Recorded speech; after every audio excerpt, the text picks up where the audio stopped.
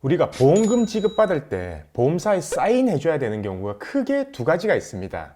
교통사고가 났을 때 상대방 보험사에 사인해줘야 되는 경우가 있고요. 일반적으로 내가 가입한 실비나 생명보험, 손해보험에서 조사가 나왔을 때 사인해줘야 되는 경우가 두 가지가 있죠. 오늘 제가 말씀드리는 내용은 꼭 기억해 놓으세요. 누구든지 한 번은 보험이 들어가 있으면 보험금은 청구하잖아요. 기억 꼭 해 놓으셨다가 아무 때나 사인하지 마시고 꼭 구별해서 하시면 됩니다.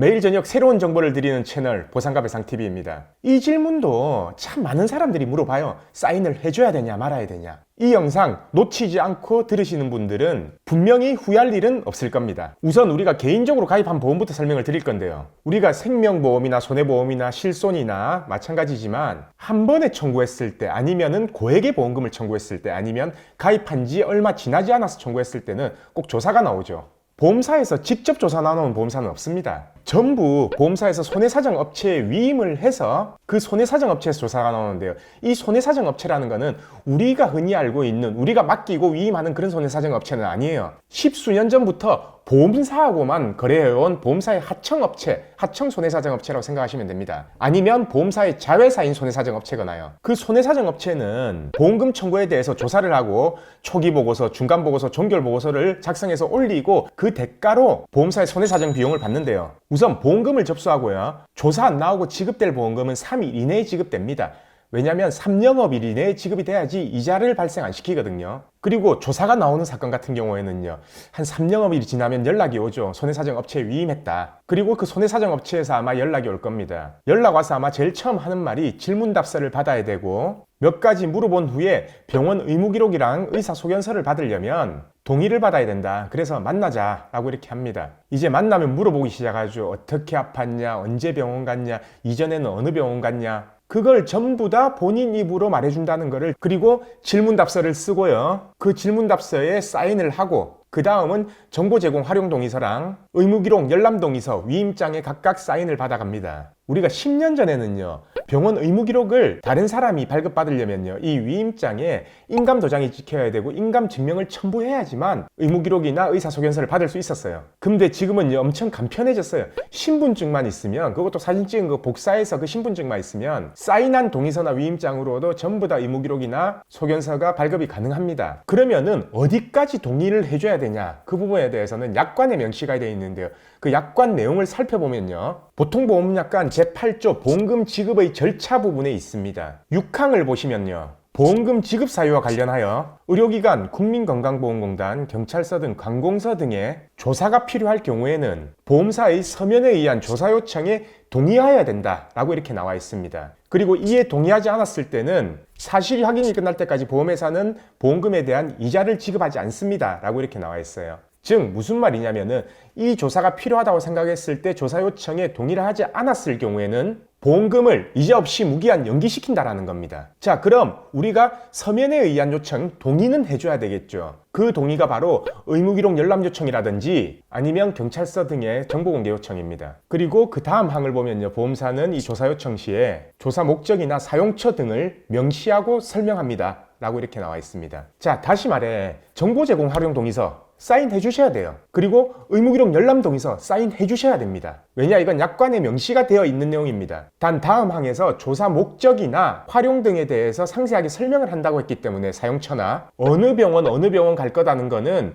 구체적으로 설명을 듣고 그 열람 동의서에 명시를 하시는 게 좋습니다. 물론 이런 것들에 대해서 동의를 안 하게 되면요, 보험사의 조사가 이루어지질 않잖아요. 그렇게 되면 보험금만 지급이 늦춰질 뿐이에요. 동의를 하시되 내 동의서가 어디에 쓰여지는지를 꼭 확인을 하시면 됩니다. 그리고 간혹 가다가 보험사에서 국민건강보험급여 내역이라든지 국세청 연말정산 자료에서 의료기관 이용 내역을 요구하는 경우가 있는데요, 약관에는 그거는 명시되어 있지 않습니다. 동의만 하면 되지 내가 굳이 발급받아서 보험사에 줄 필요는 없다라는 거예요. 그리고요, 국민건강보험공단 같은 경우에는요, 동의한다고 해서 보험사가 가서 절대 서류 발급 안 됩니다. 단 이거는 아셔야 됩니다. 만약에 이런 동의들을 안 해서 보험금이 지급이 안 됐고 그로 인해서 소송을 간다면요, 이 자료 등은 전부 오픈되게 돼 있습니다.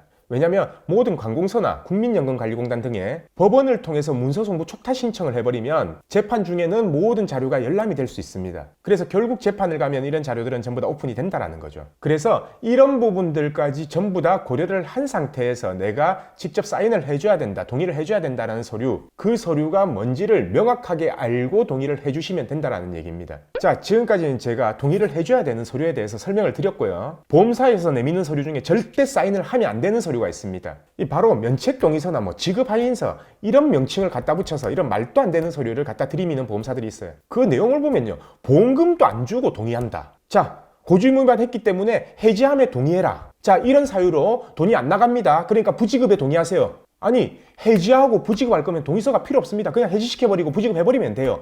근데 이 동의서를 받는 이유는요, 앞으로 절대 소송을 제기하지 못하게 하게끔 보험사가 선방치는 겁니다. 물론 내가 예를 들어서요, 후유장애 보험금을 1,000만 원을 청구했어요.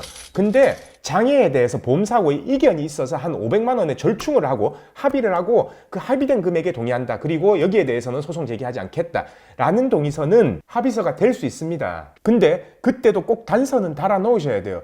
지금 현재 장애 상태가 아닌 더 확대된 장애로 발전됐다 라고 한다면은 그 보험금은 다시 청구하겠다. 자, 그럼 이제 교통사고가 난 경우에는요, 보험사가 요청하는 서류들 있죠. 정보 제공 동의서라든지 아니면은 의료 자문 동의서라든지 아니면 의무기록 열람 동의서라든지 이 서류 등에 대해서는 어떻게 해야 되냐, 그걸 말씀을 드릴 건데요. 그걸 말씀드리기 앞서서요, 블로그나 카페 아니면 다른 유튜브 영상들을 보면요, 절대 동의해 주지 마라, 의무기록도 줄 필요 없다, 이렇게 하시는 분들이 있는데, 제가 객관적으로 말씀을 드리면요, 결국 사고 사실과 그로 인해서 손해를 봤다는 것에 대한 입증은 우리 측에서 해야 됩니다. 결국 내가 1,000만 원을 받아야 된다라고 하면 왜 1,000만 원인지를 그에 대한 서류의 입증은 우리가 해야 된다는 거예요.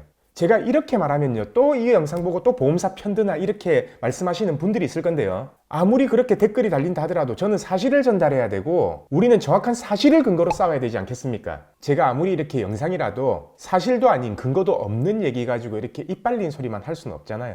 그리고 댓글에 보시면요, 민원 넣으면 무조건 해결된다 라고 이렇게 하시는 분들이 있는데요, 당연히 해결되는 경우 있죠. 그게 보험사의 아킬레스건이고 약점인데요. 그래서 아마 해결되는 경우도 많을 겁니다. 하지만 반대로 민원 넣었는데 보험사가 그래 한번 해보자 라는 식으로 반대로 소송 제기해버리는 경우도 있습니다. 그래서 이 의무기록 열람 동의서라든지 아니면 자문 동의서에 사인을 하냐 안 하냐는 우리가 보험사 담당자하고 합의하는 과정에서요, 합의 스킬로는 이용할 수 있어요. 하지만 원칙적으로 만약에 주간판 탈출증이다 아니면은 인대 파일이다 라고 하면은 그 주간판 탈출증이나 인대 파일에 대한 사실에 관한 입증은 우리 측에서 해야 하는 겁니다. 그래서 저는 원칙을 말씀드린 거고요. 자, 그러면은 의무기록 활용 동의서 말고 자문 동의서라고 있는데요, 이건 솔직히 말씀을 드리면요, 자동차 보험회사의 담당자하고요 어느 정도 금액선, 장애 유무선에서 협의가 되기 전까지는 자체 의료 자문에 대해서는 동의 안 하는 게 좋습니다.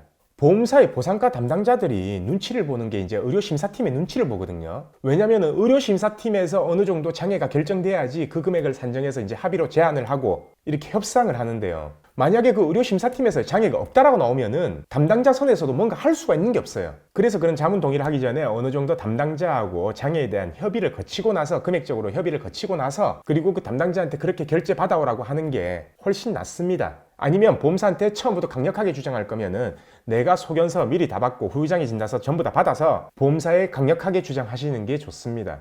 오늘 영상은 여기까지 하고요, 내일도 좋은 주제를 가지고 다시 오겠습니다. 끝까지 봐주신 구독자분들 감사드립니다.